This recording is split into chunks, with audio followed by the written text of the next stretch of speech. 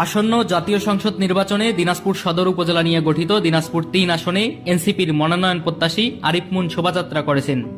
এই আসনে বিএনপির প্রাথমিক তালিকায় প্রার্থী হিসাবে ঘোষণা করা হয়েছে দলের চেয়ারপারসন বেগম খালেদা জিয়ার নাম।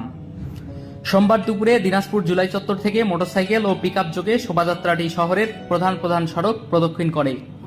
এতে নেতৃত্ব দেন জাতীয় নাগরিক পার্টি এনসিপির জাতীয় যুব শক্তির কেন্দ্রীয় সংগঠক ও রংপুর বিভাগীয় উপকমিটির সদস্য দিনাজপুর-৩ আসনের মনোনয়ন প্রত্যাশী আরিফ মুন।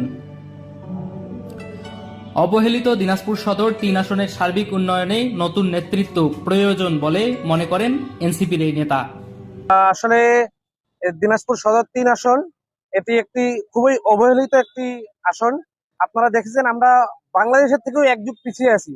সেই জায়গা থেকে আমরা চাই এমন এক নেতৃত্ব, আমাকে নির্বাচিত হতে হবে এরকম তো নয়, এমন এক নেতৃত্ব চাই যে মানুষের দুয়ারে পৌঁছে মানুষের সমস্যাগুলো সমাধান করতে পারবে। এই আশা নিয়েই আমি চাচ্ছি সামনের দিনে দিনাজপুর এই সদর ৩ আসনের প্রতিনিধিত্ব করতে।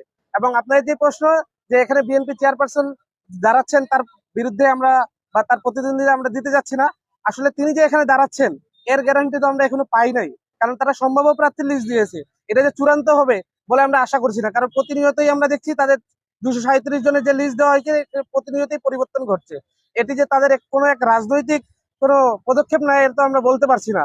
শুধুমাত্র এই কারণেই আমরা বলছি যে যদি বিএনপি চেয়ারপারসন বেগম খালেদা জিয়াকে না, আমরা বেগম খালেদা ব্যক্তি বেগম খালেদা জিয়াকে আমরা আমরা যে আমাদের দলের যে স্টেটমেন্ট তার দীর্ঘদিনের যে বাংলাদেশের প্রতি একটা বাংলাদেশপন্থী রাজনীতি করেছেন সেই জায়গা থেকে তার আসনে আমরা প্রার্থী দিব না। জাতীয় নাগরিক পার্টি এটা আমরা ডিসিশন নিয়েছে আমাদের কেন্দ্রীয় কমিটি থেকে। তো সেই জায়গা থেকে তিনি যে আসনে দাঁড়াবেন আমরা সেই আসনে প্রার্থী দিব না, কিন্তু তিনি যে এই আসনে দাঁড়াচ্ছেন এর তো কোনো এখনো গ্যারান্টি আমরা পাই নাই। সেই জায়গা থেকে আমরা প্রস্তুতি নিচ্ছি।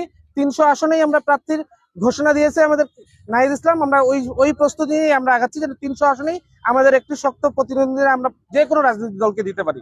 ধন্যবাদ।